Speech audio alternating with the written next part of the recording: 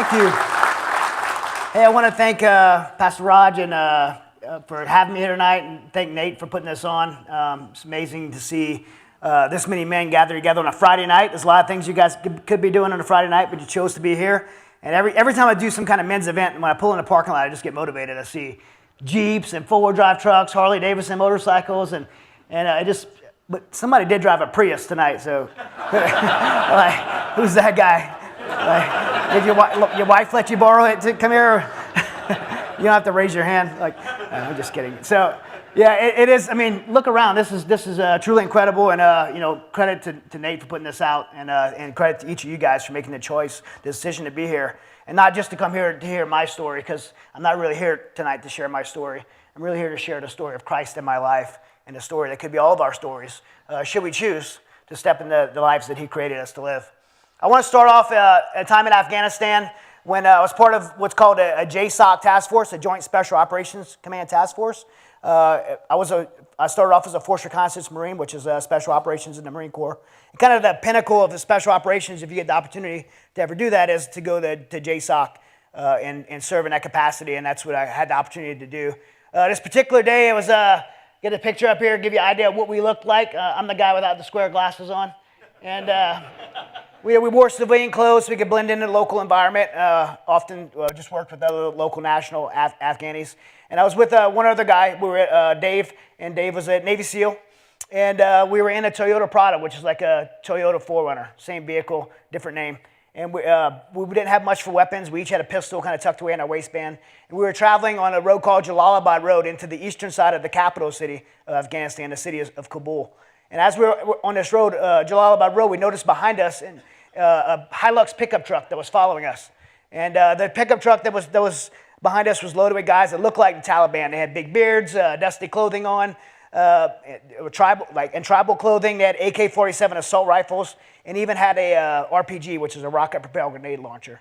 And so we knew these guys were up to no good, and we were like, man, I hope they're not following us. And to give you an idea of how many were in this truck, because they were piled in this truck, we always had a joke, how many Taliban can you fit in a Hilux pickup truck? So somebody on there. The answer is one more, right? One more. They like piled in this thing. They're like hanging out the sides, and we wanted to make sure they weren't following us. So we did a technique called deviating your route. So I'm on Jalalabad Road to make a right off the road, and they continue to follow us. As I make the block, they're still following us. When I got back to Jalalabad Road and turned on my original route, they turned and followed us, which indicates to me that they are in fact following me. It also lets them know that I know that they're not following me, which started a chase, right? They started chasing us, trying to catch up with us. And I knew the city really well, the city of Kabul. I lived in the city. I didn't live on a base anywhere. So I thought that I could lose them in the traffic. Now, if any of you have ever been down to Phoenix or somewhere where you think the traffic's bad, here's a picture of Kabul traffic, right? It's much worse. There's no stoplights. There's no stop signs. People just kind of make their way. And so traffic became very congested. It was hard to get away from these guys. I smashed into a few cars trying to get through the traffic, and I got to this major intersection called Masood Circle. And as I got to Masood Circle, the traffic started to congest and stop. It's a turnstile, like you have a couple of them here in Prescott. So as the traffic started to stop, all of a sudden I had to stop my vehicle, and somehow that truck full of Taliban guys got around the side of us, got about 20 yards in front of us, and cut us off. I remember when it stopped, a few guys jumped out the back, but I very vividly remember the passenger door opening, and the guy stepped out the passenger door. He had an AK-47 assault rifle. He was holding it in his hand. And then he also held his hand up to me, motioning to me to stop. He even made eye contact. I knew we were in a very bad situation at that point. In my training and my experience, that's called being stuck on the X, right? The X is the ambush site. It's a kill zone. A couple of things you learn in your training about the X is, number one, you have to be able to identify that you're on the X, right? You got to know you're in a bad situation.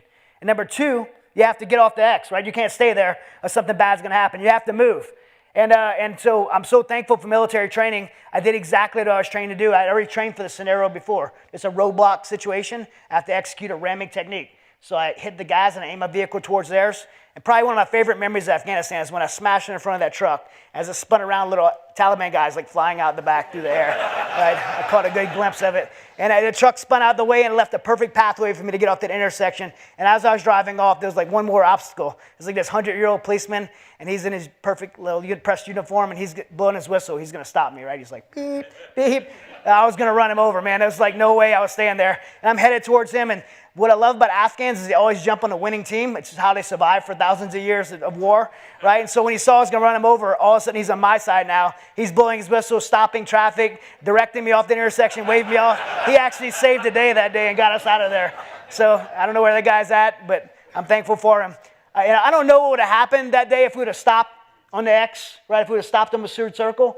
I think, me and my buddy would have put up a heck of a fight, but the truth is we probably would have been killed or taken. And, I'm here to tell you tonight, as a veteran, you don't have to go to Iraq or Afghanistan to find yourself on the X in life. Everybody in this room could probably recall a time in their life where they were stuck on the X and had to make that choice of whether they were going to stay there and move forward into a future, into life, into the life that God has for us. The question in life isn't if you're going to find yourself on the X, because you will, whether you choose to or not.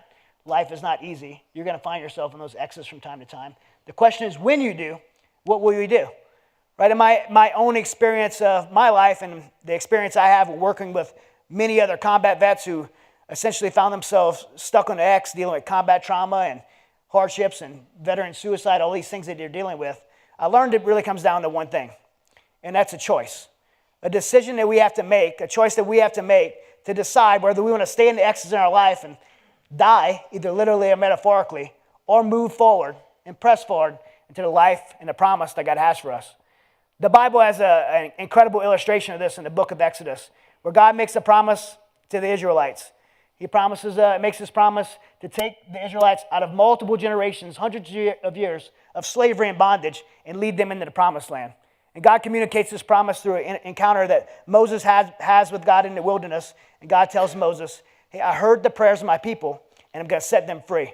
And Moses, I'm going to use you to do it. Now, Moses didn't probably want to do it. He didn't feel qualified to do it, but he was obedient. And so he went to Pharaoh, who was the king of Egypt, over all these slaves. And he goes to Pharaoh and he tries to negotiate the release of over 1 million slaves, by the way. Now, he's telling the king of Egypt, who has all these slaves, getting all this stuff built for him, getting a pampered life, right? Hey, I was out in the wilderness and a burning bush appeared, and God told me to tell you to let your slaves go. Right? What do you think he said? He was like, oh, yeah, let me think about that. You're crazy. No. Right? He didn't want to let his slaves go. And so this period happens, a period of, it's called the 10 plagues, occur, and that wore Pharaoh down. And Pharaoh finally kind of got the picture and let all the Israelites go. Millions of slaves. You imagine like hundreds of years of bondage and slavery, and all of a sudden the king of Egypt, your captor, says you're free. You could go. And on top of that, you have a promise from God for a brand new beginning, to be in the promised land, have a fresh start at life.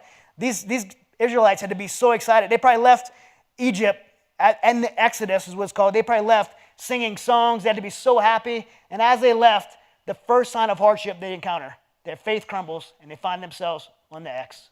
But as they're leaving, as the Israelites were leaving Egypt, they went down and they got caught by the Red Sea. So as they got to the banks of the Red Sea, many of you may have heard about the Red Sea where Moses splits it open. Before that happened, the Israelites stopped there for the night and they camped there. And while the Israelites are camping there, something happens. The Bible says God's allowed Pharaoh's heart to be hardened, and Pharaoh changed his mind, and he decided to go after the Israelites. Not with a truck full of Taliban. The Bible says the entire Egyptian army. Every horse, every chariot, Pharaoh himself went after the Israelites, and the Israelites found themselves caught between the Red Sea and this imposing Egyptian army, and they find themselves essentially stuck on the X. And they have to make a decision, and they panic, right? Instead of remembering the promise God has for them, they panic and they start crying out. In Exodus 14, verse 9, it says, the Egyptians, all of Pharaoh's horses and chariots, horsemen and troops, pursued the Israelites and overtook them as they camped by the Red Sea. In verse 10, as Pharaoh approached, the Israelites looked up, and there were the Egyptians marching after them, and they were terrified, and they cried out to the Lord. You ever maybe leave a church service and you're like motivated, excited, you leave like just kind of on fire for life, and then you kind of walk away, get a little bit distance from God, and then a crisis hits, and then you hit your knees in prayer again. That's what happened. These guys had a promise from God. They probably drifted away during this time, and then a crisis hits, and they forget the promise that God has, but they start crying out and praying to him. And then they do what we all do when something goes wrong. We look for someone to blame, typically a leader. And so they started blaming Moses.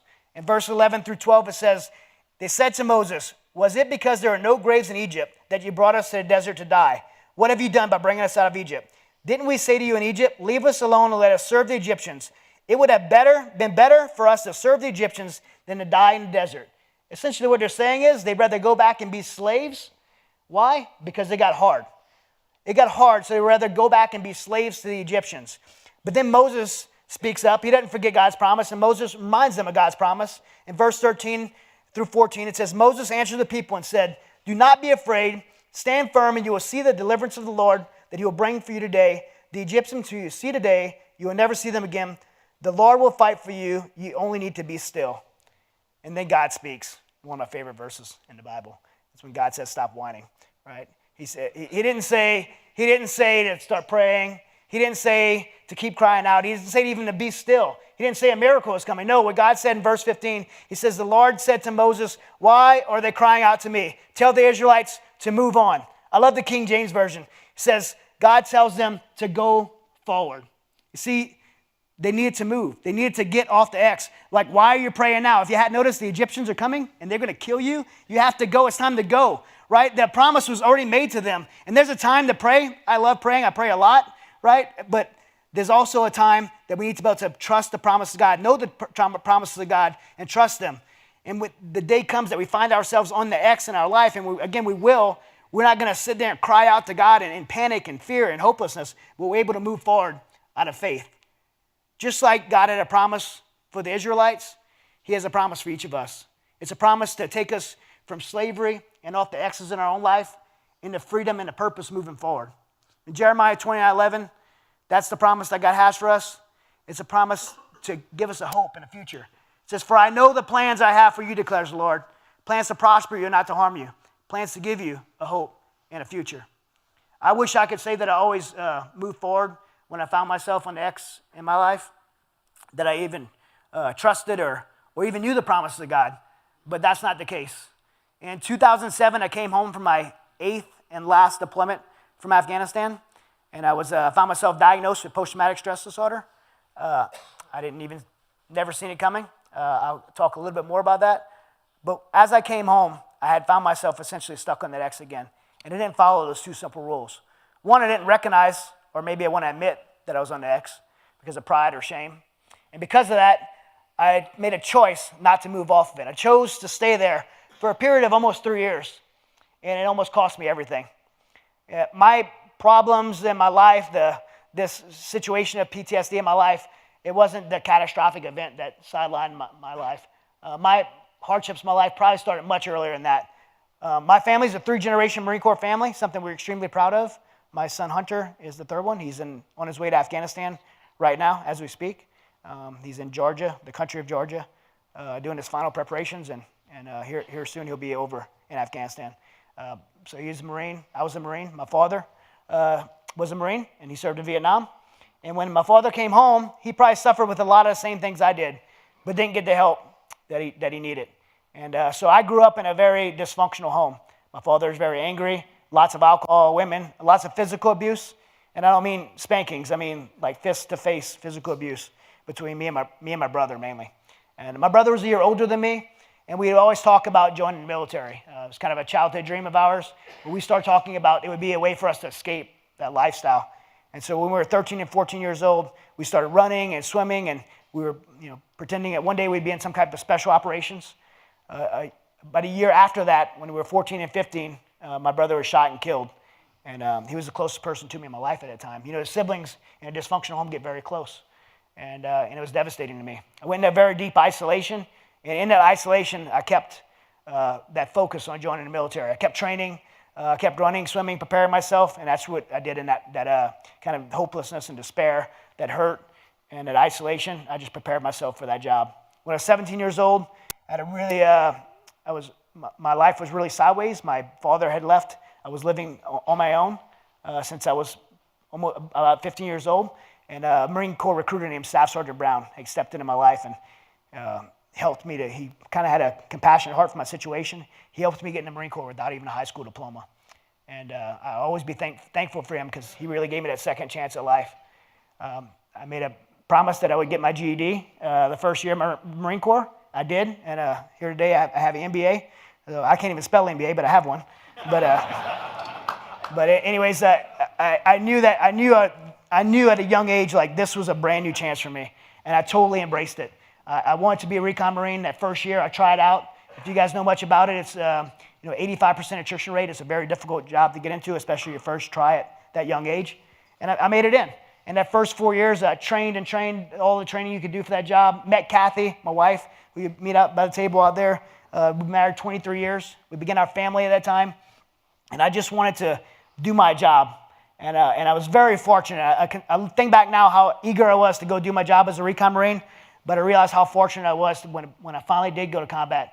I had years of experience, because it wasn't until almost 10 years later, I remember watching those planes fly in the World Trade Center buildings, and many of you remember that as well. I was watching on television next to Kathy, and I was assigned to 3rd Force Recon Company at the time, a Special Operations Unit, and I knew my life was about to be radically different. And I wanted to deploy. Everyone at my unit, like people that were in the military at the time, know that no one was going under command like, oh my gosh, we're going to war. Everyone was showing up like, hey, what's up, sir? Like, when are we going to do this? Like, the military was extremely motivated and wanted to go make that wrong right for 9/11. And it was almost 2 years later before I finally got to do that. I tried out for that JSOC task force and got picked up. And I got exactly what I asked for, to do those 8 deployments back to back. And I'm very thankful for the opportunity to have served in that capacity. I look back now and I look at what I know now and know that I was not ready to do that job, however. Like, as much as I loved it, as much as I wanted to do it, I was not ready. I was mentally and physically prepared, and we talk in the military. I do a lot of teaching on active duty military about readiness and resiliency, and I talk about the pillars of resiliency: mind, body, spirit. I was mentally prepared. I knew how to do my job. I was motivated. I was confident. I was physically prepared. I was in extremely good shape. I could physically do my job really well. But spiritually prepared, I didn't even know what that meant. I had the word Christian stamped on my dog tag, because you have to pick something, but I didn't know what that meant. Like, in fact, at that time, I was going to church. My family, I was, as a man and the leader of my home, taking my family to church. But I went to probably the biggest church I could go to, and nothing against big churches, but because I didn't connect in that church intentionally.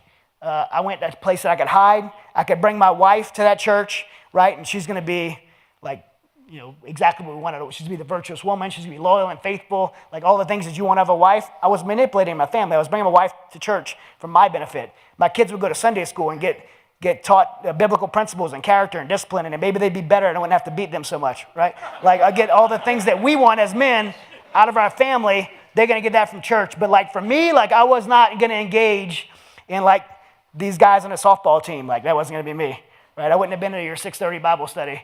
And I wouldn't have been there. But because I had this view in my mind that Christianity and people of faith were weak.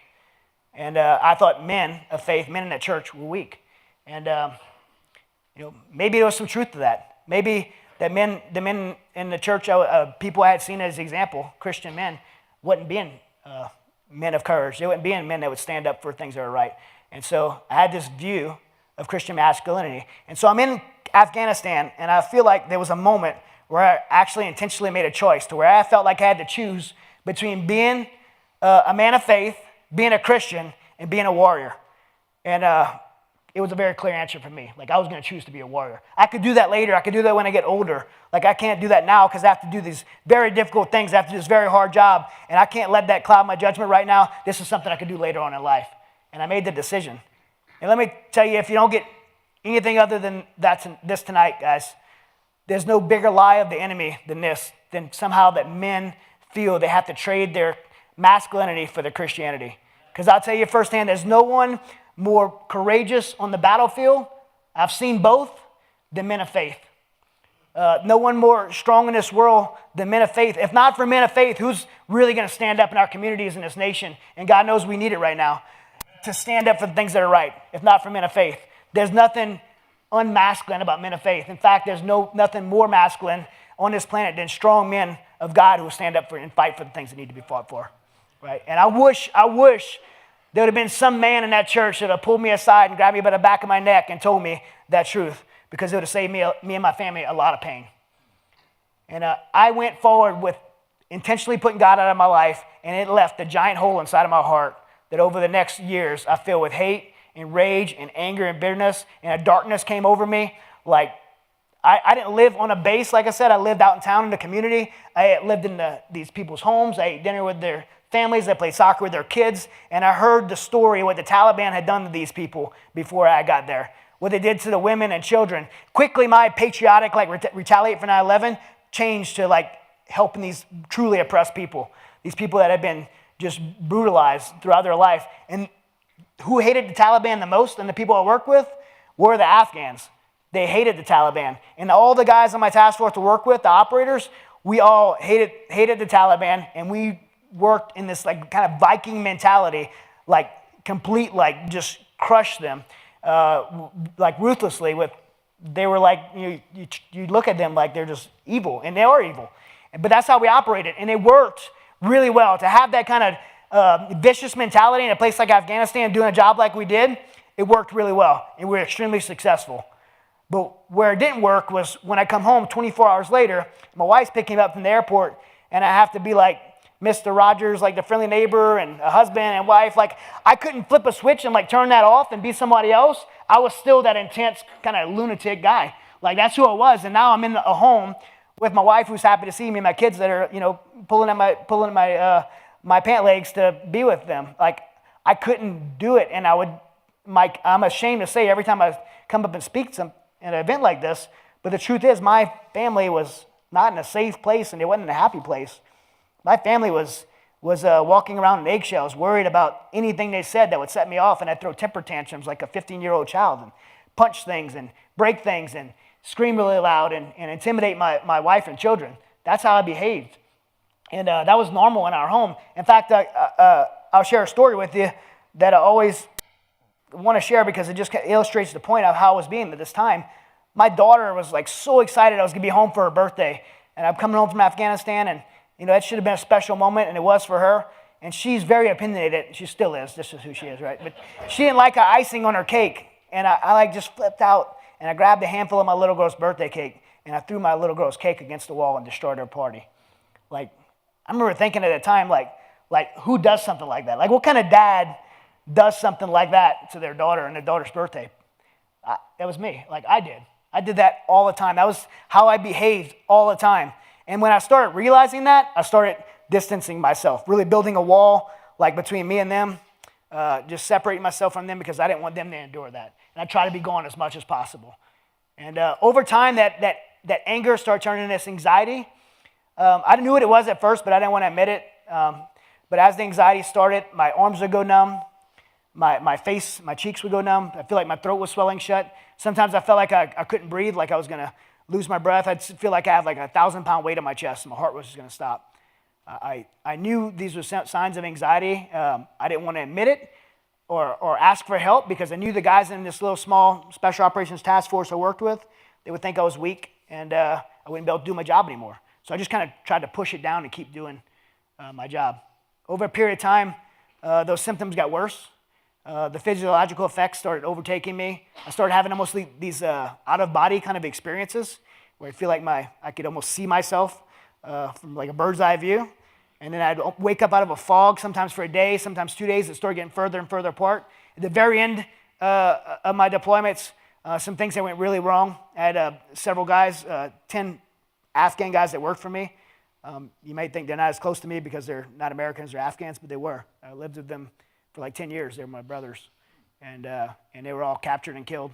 And then when I went back that last time, I had a very imminent sense of doom.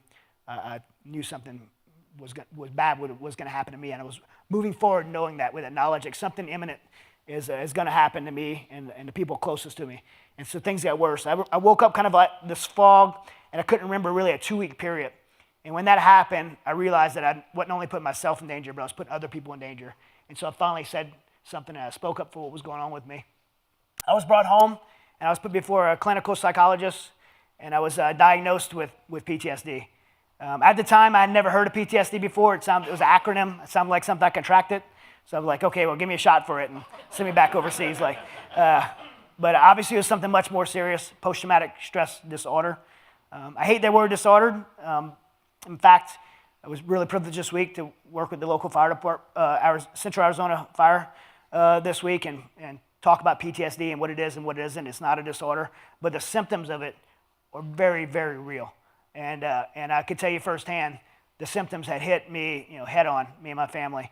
I felt like at any moment my body was going to stop working. I felt like I was dying, like at any moment my body would just shut down, and the level of panic attacks. And when I go inside, I felt claustrophobic. When I go outside, I felt insecure. When I closed my eyes, I would immediately have like these very vivid images and nightmares.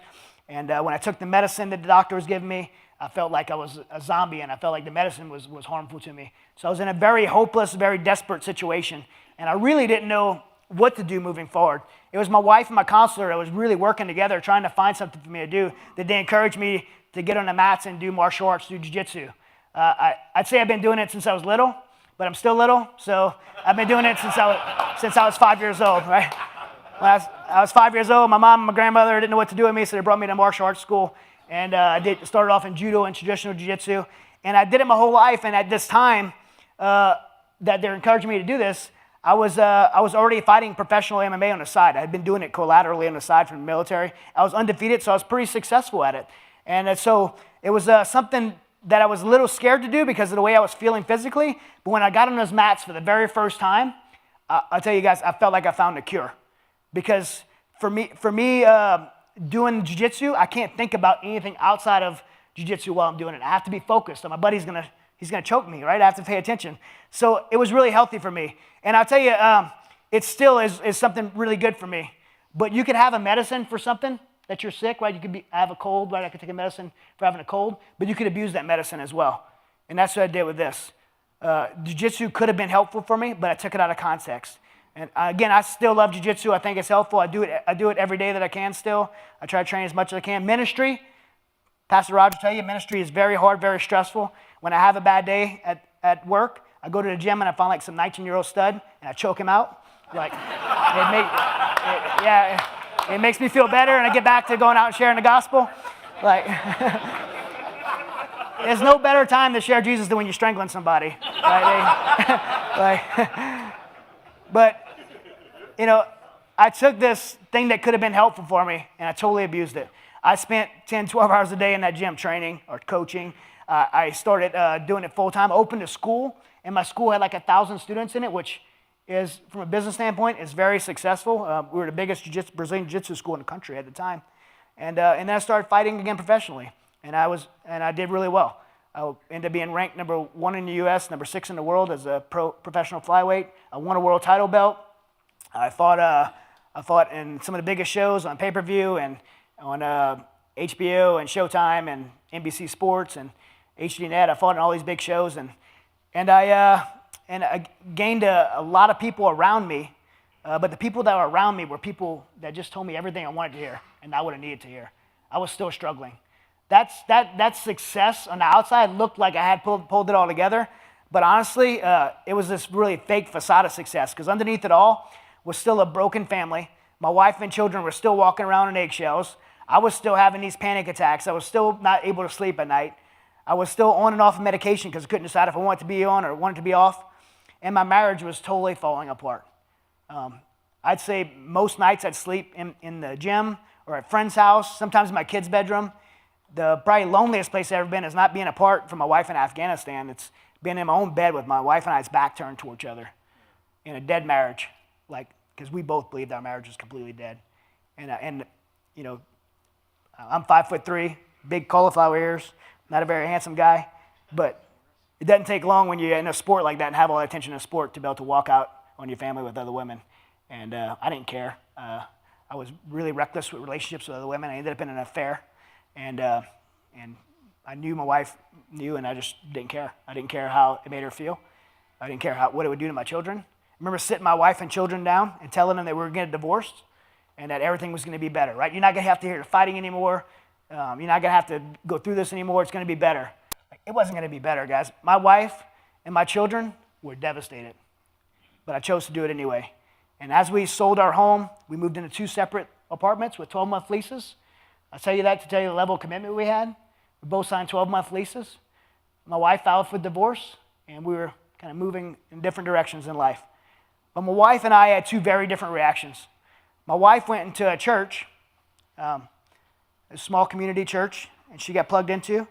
And people would tell me when she'd go there, she wouldn't just go on Sundays, she'd go different days of the week. And she'd stand there. Every time I stand on the pulpit, I look at this left side wall, because they said that she would stand against that wall and she would try to pray and she would just collapse in tears. And she was praying for me. I've asked her since, how could you pray for me when I was doing this to you? She said she would just pray, God, let me see Chad the way you see Chad. Let me love Chad the way you love Chad. And let me forgive Chad the way you forgave Chad. That's what she would pray for me when I was doing this to her. And meanwhile, I'm in this bachelor pad now.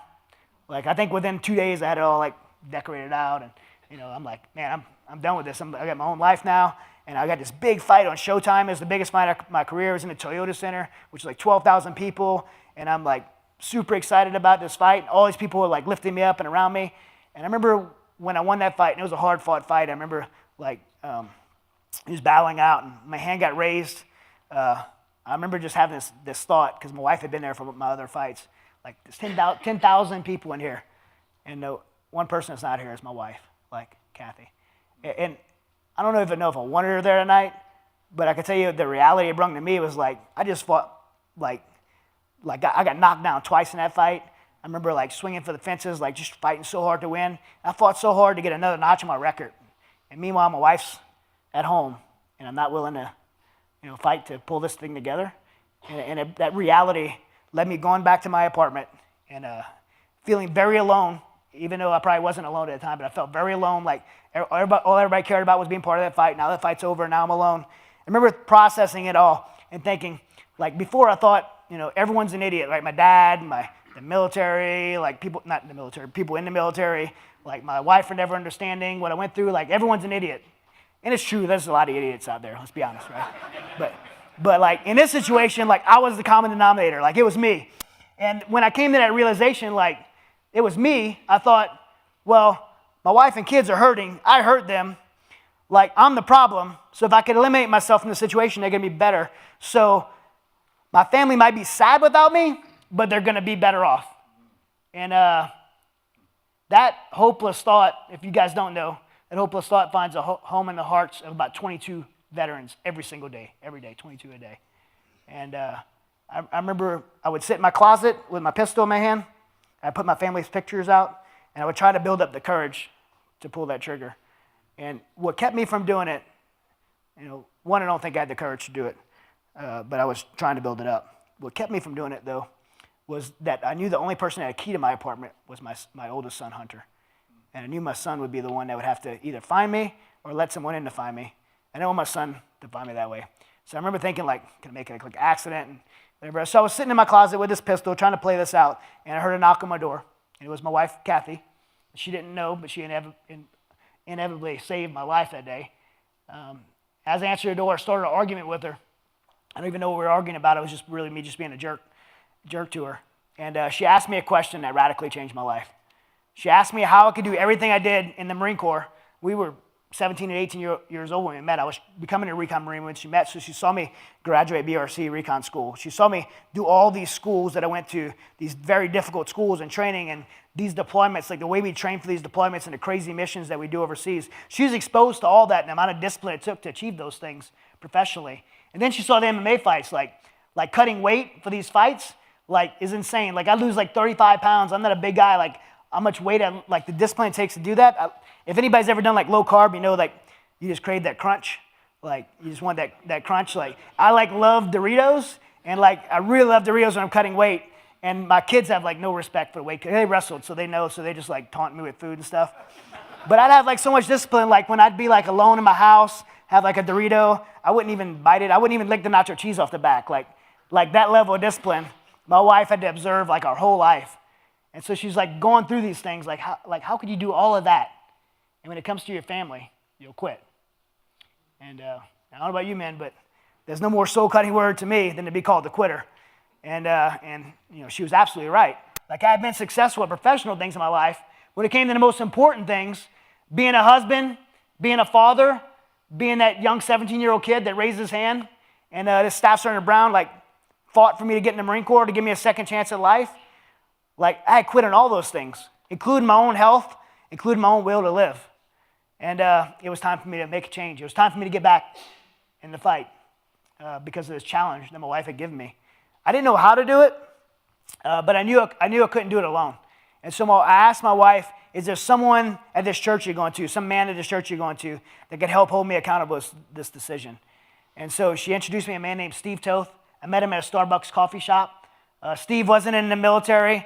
He was never, a special operations guy. He was never an MMA fighter, but he was just a small-town businessman.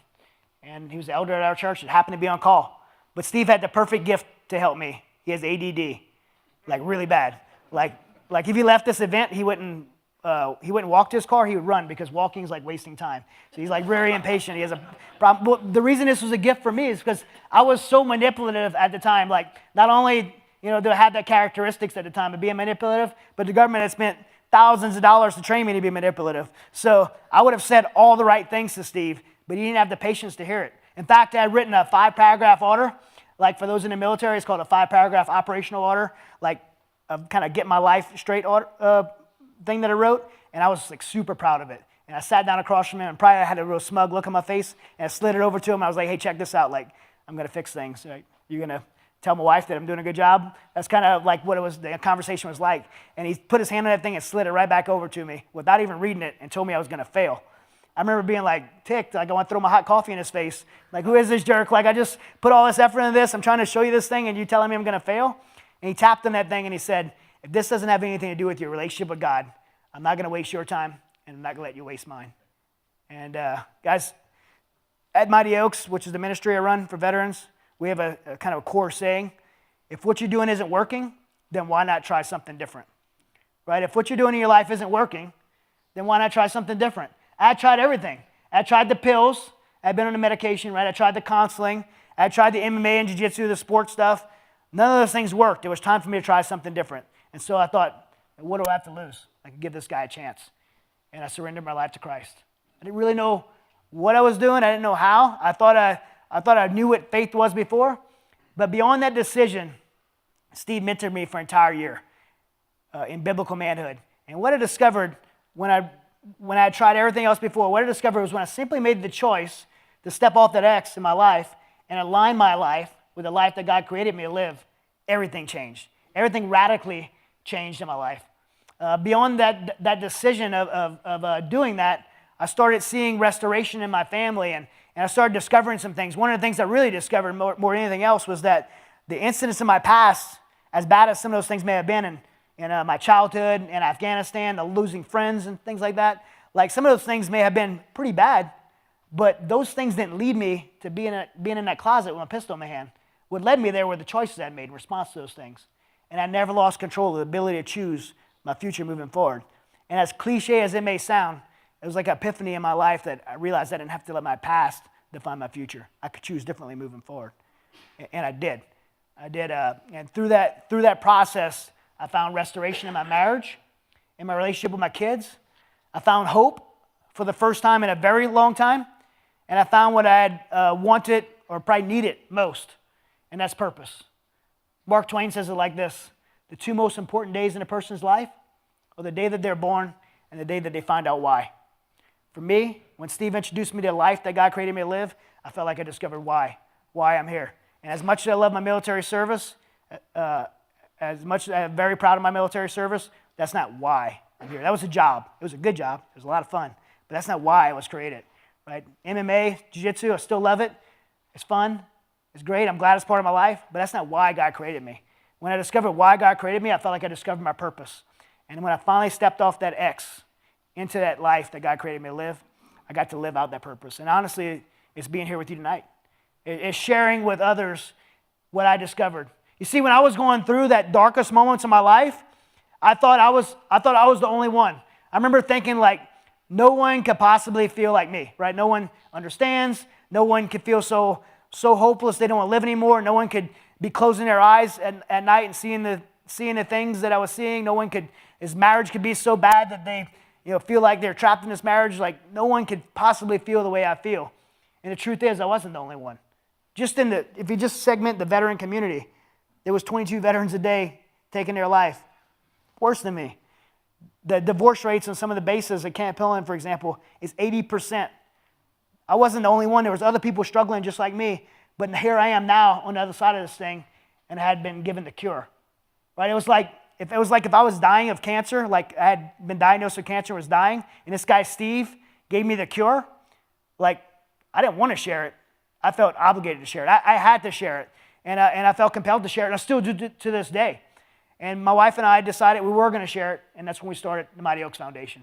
We didn't know. I mean, this is a year after we moved back in together.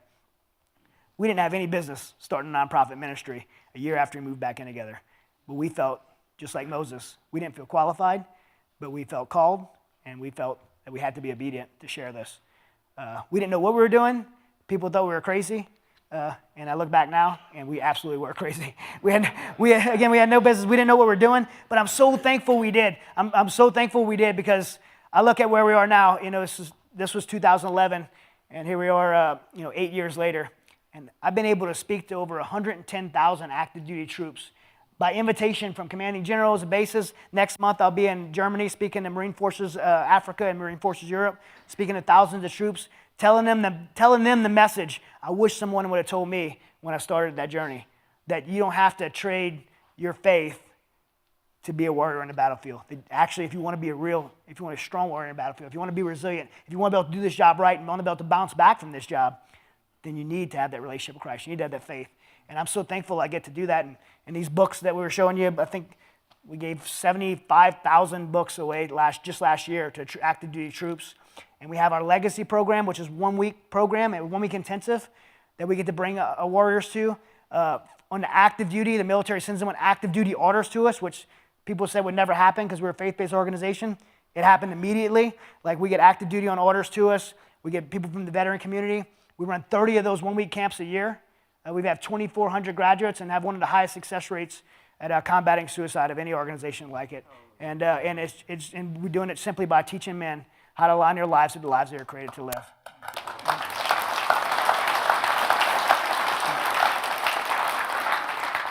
And by the way, I kind of take a pause with that. I think we have a picture of some of the graduates. That's one of our classes. We have 4 ranches. California, this is California Ranch.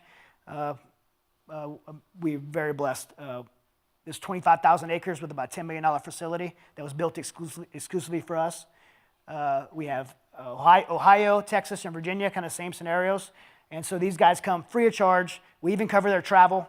And the reason I tell you that is because every time I go to these events, I know there's somebody knows a veteran that may be struggling. This is completely free. It's a week that will radically change your life. Veterans and first responders, we take first responders as well. This flyer will be at the table in the back. You get more information, and all you have to do is get on the website and apply, and we'll get you to one of those 30 programs a year, again, free of charge. And if anybody's ever looking for wanting to have a resource, and you don't even know a veteran right now, grab one of these, stick it in your glove box, because you never know when God's going to cross your path with someone that you may literally save their life, save their family, save their eternity, just by being able to have a resource for them. So make sure you grab a hold of that. But this isn't just about veterans, right? God's promise of hope and restoration isn't reserved for just veterans. God's promise of hope and restoration isn't just for the Israelites. It's for all of us. It's for all of us, and it's for you individually, you specifically.